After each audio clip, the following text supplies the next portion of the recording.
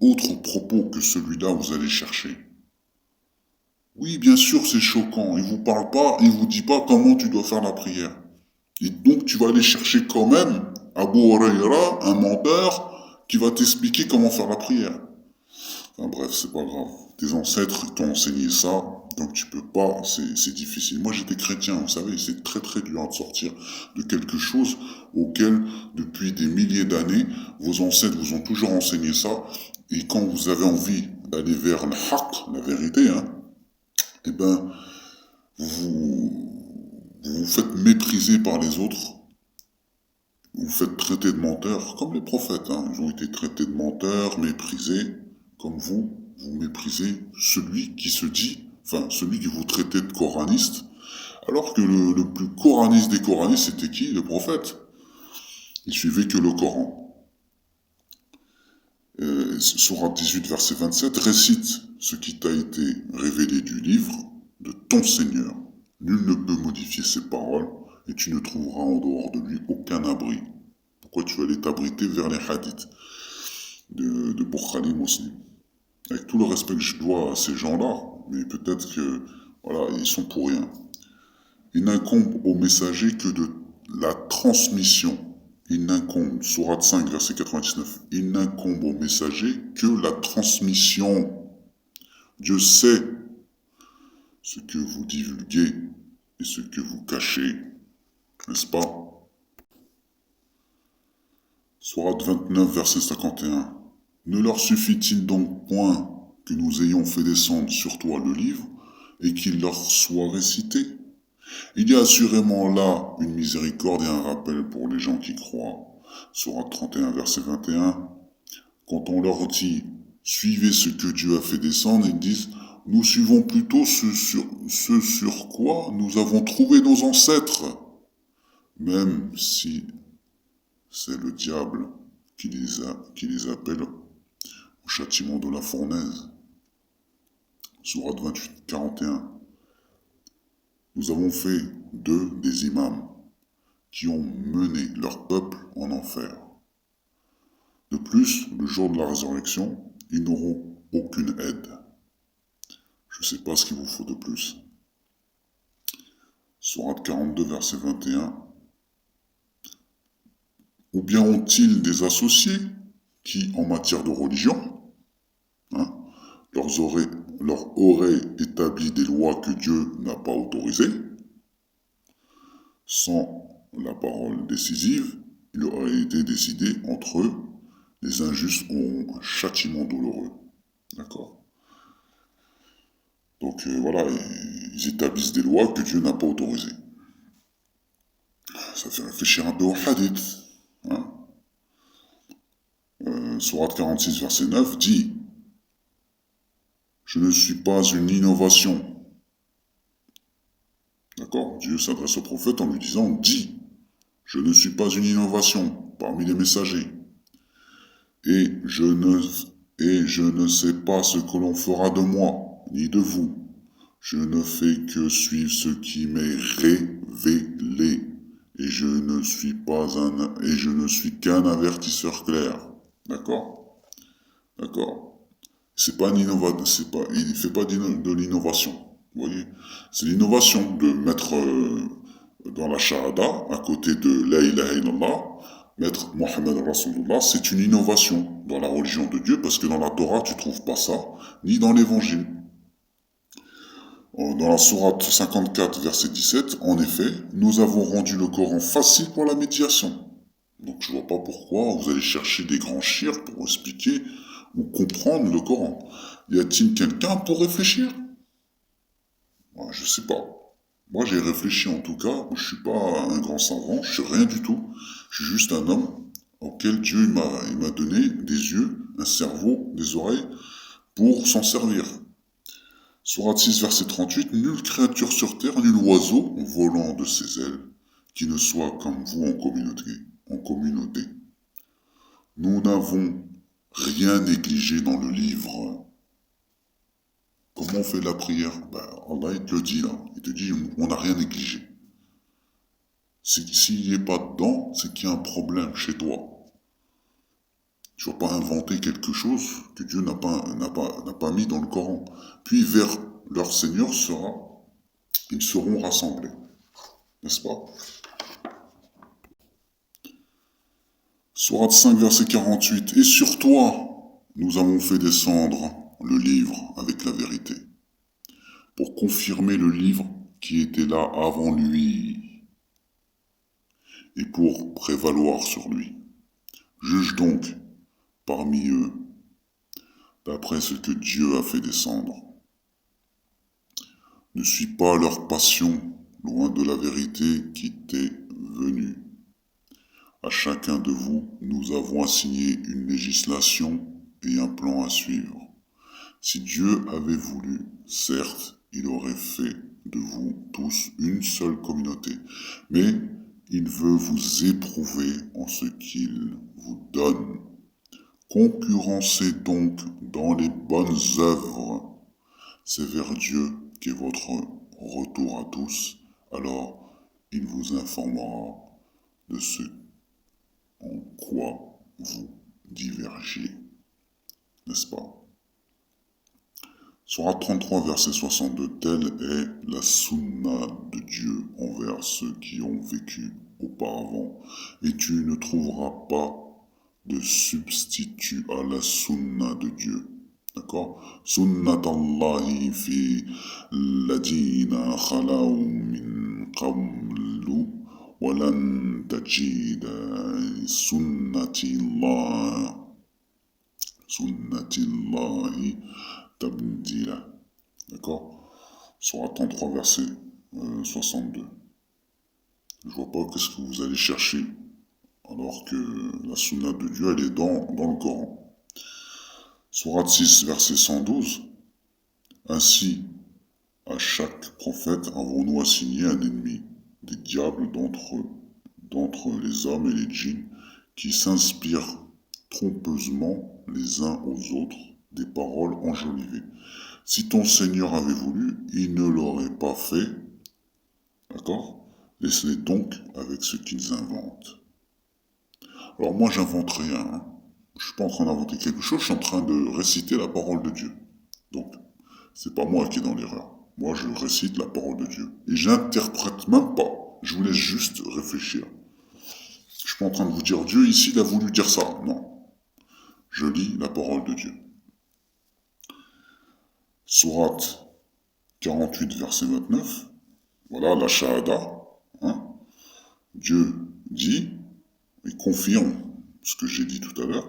48, verset 29. Mohammed Rasulullah.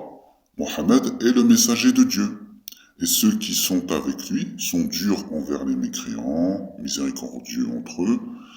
Tu les vois inclinés, prosternés, recherchant de Dieu grâce et agrément.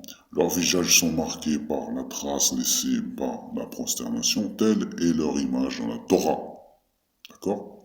Et l'image que l'on donne d'eux dans l'Évangile est celle d'une semence qui sort sa pousse, puis se raffermit, s'apaissit, et ensuite se dresse sur sa tige. À l'émerveillement des semeurs, Dieu, par eux, les croyants, remplit de dépit les mécréants. Ok? Et Dieu leur a promis, ceux qui croient et font de bonnes œuvres, un pardon et une énorme récompense. Sourate 6, verset 116. Si tu obéis à la majorité de ceux qui sont sur la terre, ils t'égareront du sentier de Dieu. Ils ne suivent que la conjecture et ne font que fabriquer des mensonges. Alors, ce que je suis en train de lire, c'est quoi? C'est le Coran. Est-ce que le Coran est un mensonge? Est-ce que quand je suis ce qui est marqué dans le Coran, je suis en train de suivre un mensonge, ou je suis en train d'inventer quelque chose? Pour vous, c'est une invention. Pour vous, c'est une innovation. Pour vous, je suis un égaré. Alors que Dieu te dit, celui qui suit la parole de Dieu ne peut pas s'égarer. D'accord? C'est un guide même. Ça te permet de te guider, le Coran. Et là, il te dit, si tu obéis à la majorité de ceux qui sont sur la terre, ils t'égareront du sentier de Dieu, et ils ne suivent que la conjecture et ne font que fabriquer des mensonges. D'accord? Sourate 7, verset 28. Et quand ceux-ci commettent une turpitude, hein, ils disent, c'est une coutume léguée par nos ancêtres et prescrite par Dieu. Là, c'est grave quand même. Hein. Dis, non, Dieu ne commande point la turpitude. Direz-vous contre Dieu ce que vous ne savez pas. Dieu se fait l'avocat de lui-même dans ce verset. Pour ceux qui sont en train de créer des coutumes, comme l'excision, par exemple, une coutume léguée de nos ancêtres est prescrite par Dieu. Alors que Dieu dit non, Dieu ne commande point la turpitude, c'est une turpitude. Je suis désolé. Même la lapidation, c'est une turpitude. Comment on peut accepter? Comment t'arrives, t'as le cœur de balancer des cailloux dans la tête d'une femme ou d'un homme, peu importe ce qu'il a fait. Je n'arrive pas à faire ça. Je suis incapable. Incapable. Déjà, enfin bref, j'arrive pas. Rahma, je peux pas. J'ai trop de... Même si je peux avoir autant de colère, je vais le mettre en prison pour ce qu'il a fait. Je pourrais pas le lapider. Impossible. J'ai pas le cœur pour faire un truc pareil. J'ai pas, j'ai pas le cœur. Sourate 15, verset 9. En vérité, c'est nous qui avons fait descendre le Coran et c'est nous qui en sommes le gardien. Sourate 34, verset 28. Et nous ne t'avons envoyé qu'en tant qu'annonciateur et avertisseur pour toute l'humanité. Akthara nas la ya'lamun. Mais la plupart des gens ne savent pas.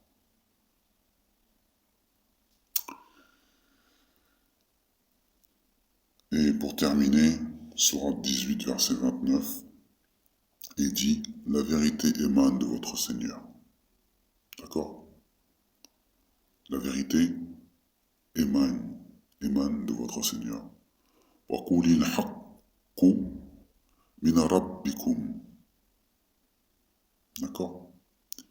Quiconque le veut, bien sûr, hein, quiconque qu'il veut, hein, en plus il te laisse le choix. Quiconque le veut, qu'il croit.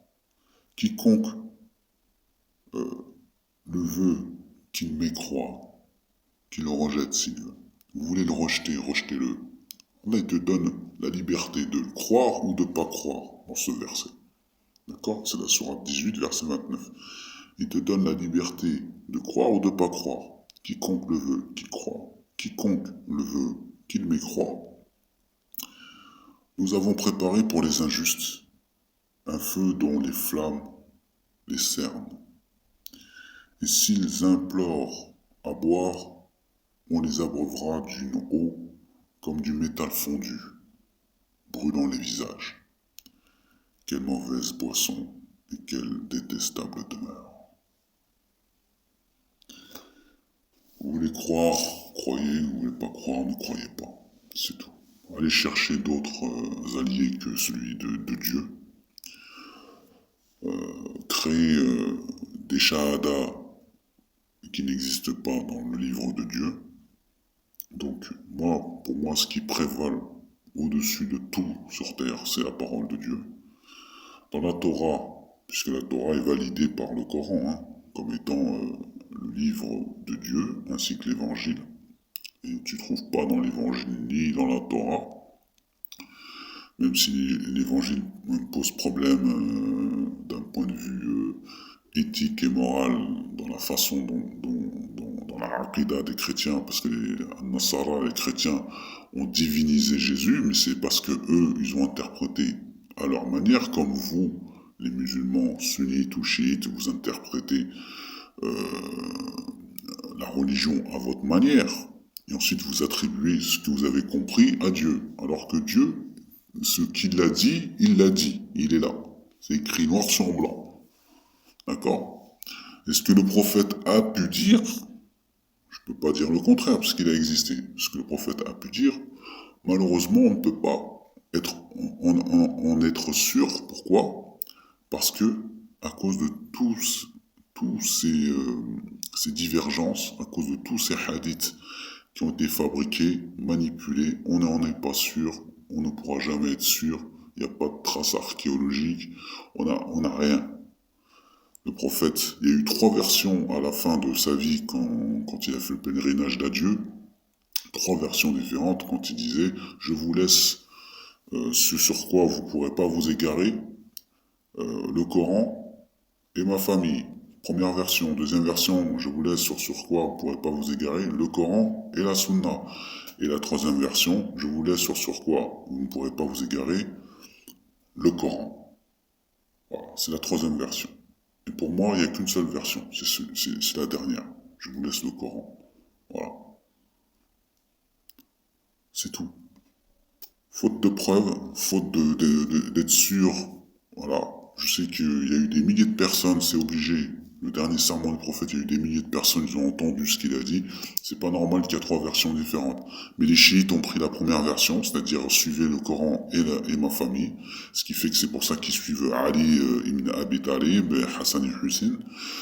Et les sunnites, ils suivent la deuxième version, suivez le Coran et ma sunna. La sunna, c'est-à-dire les hadiths qui sont rapportés, que eux disent que ça, c'est la sunna du prophète. Avec toutes sortes d'explications d'histoire. Et la dernière version, suivez le Coran. Voilà. Et le Coran te dit quoi? Suivez ce qui a été révélé auparavant aussi. Voilà. Confirmation de la Torah et de l'Évangile. Allez jeter un coup d'œil dans la Torah et l'Évangile pour savoir comment les prophètes priaient, par exemple. Ça va vous donner... Moi, j'ai vu des juifs qui font soujoud, qui font recours et soujoud, et qui rejettent le Talmud. Le Talmud, c'est comme les hadiths, pour nous les musulmans, les hadiths Sahih al-Bukhari, avec tous les savants, les ulama comme Ibn Taymiyyah, At-Tabari, Shafi'i, l'imam Malik, qui ont écrit des recueils, des corpus. Et ben, eux c'est le Talmud, ils se servent de ça pour comprendre la Torah. Et nous, on fait la même erreur. On fait exactement la même erreur. Alors qu'il y a des juifs qui rejettent le Talmud, et d'ailleurs eux-mêmes ils sont rejetés de la société hébraïque. Voilà, ils ont du mal, voilà, ils sont très très mal vus. Et eux, ils suivent que la Torah.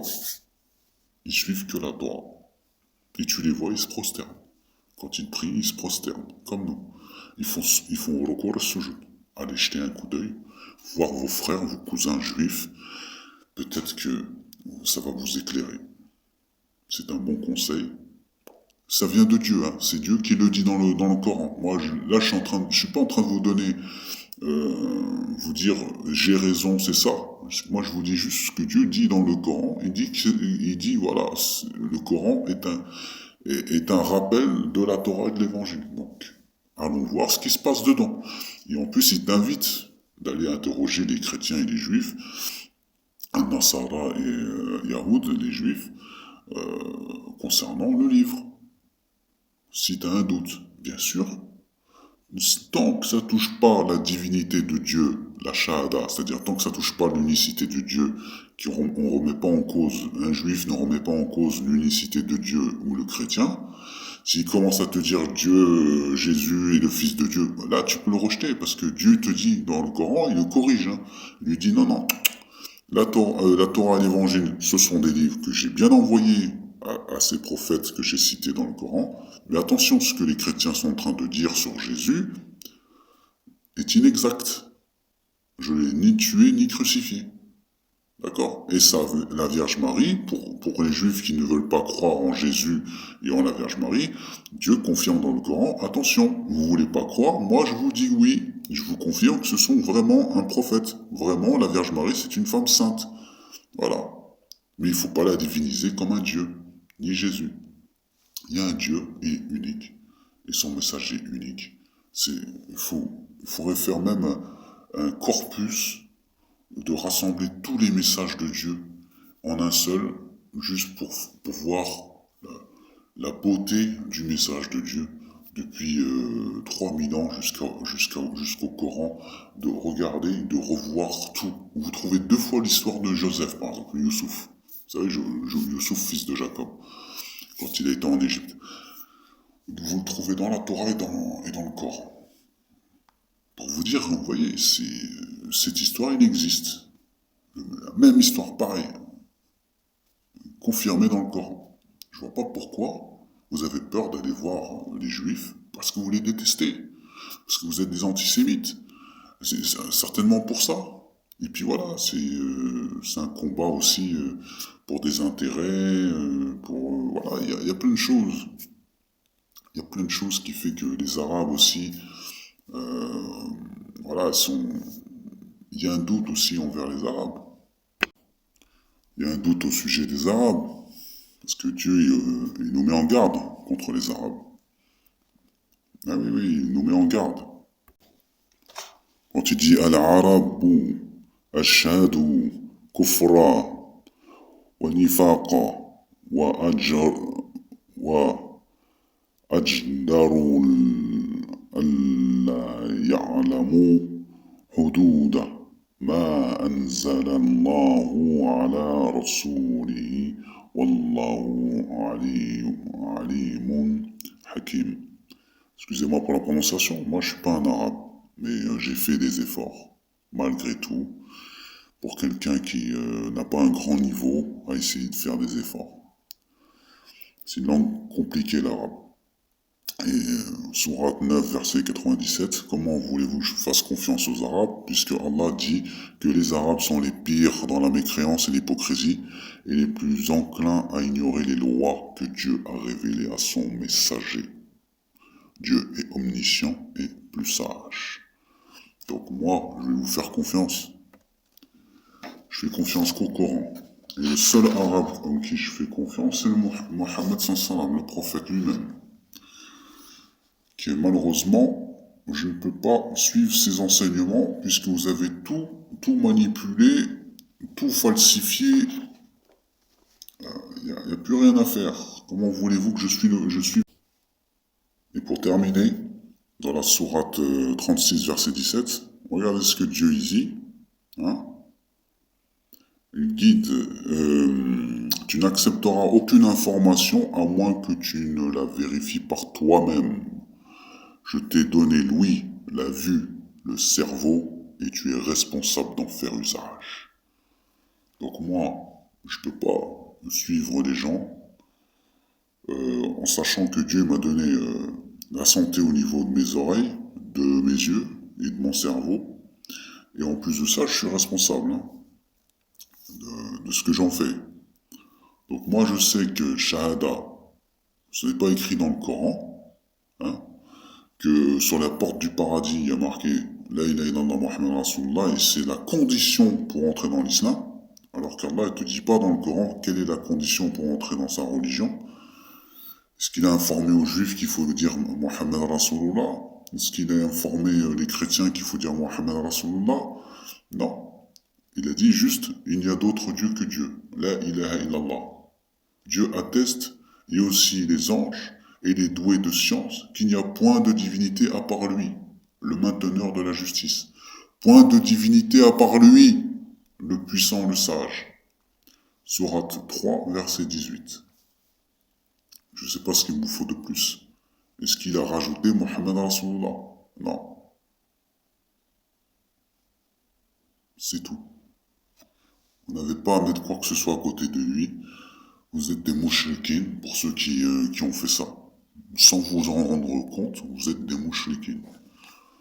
Des mouchriquines, c'est des associateurs. Malheureusement, c'est ça. C'est ça. Et quand on cherche, moi, sans arrêt, depuis 20 ans, je suis musulman, je suis sans arrêt dans ma prière, malgré que je suis déjà dans la vérité, hein, dans l'islam. Malgré que je suis dans l'islam, je suis déjà dans l'islam, je suis dans la vérité. Je demande quand même à Dieu qui me guide vers la vérité. Ya Rabbi, je fais soujoud dans mes prières, je dis Ya Rabbi, je suis déjà dans ta religion de vérité. Guide-moi toujours vers la vérité. Ne laisse pas dévier en dehors de la vérité. Ne me laisse pas m'égarer. Je suis en train de suivre le Coran, qui est le guide des musulmans, des croyants. Suis-je en train de m'égarer? Si je suis un autre allié que lui, là je vais m'égarer. Là je suis en train de suivre la parole de Dieu. Est-ce que je suis en train de m'égarer? Je vous pose la question. Et quand on leur dit suivez ce que Dieu a fait descendre, ils disent non, mais nous suivons les coutumes de nos ancêtres. Quoi? Et si leurs ancêtres n'avaient rien raisonné, et s'ils n'avaient pas été dans la bonne direction? Sourate 2, verset 170. Avec ça, je termine. Subhana rabbika rabbil izzati amma yasifun wa salamun ala mursalin. Donc là, je suis en train de saluer tous les messagers. Donc je les reconnais tous. Mohammed, Jésus, Moïse, enfin bref, tous ceux qui sont mentionnés dans le Coran, confirmés par la Torah, tout ça. Subhana rabbika rabbil izzati amma yasifun wa salamun ala mursalin walhamdulillahi rabbil alamin. La ilaha illallah wahdahu la sharika lah. Assalamu alaikum wa rahmatullah.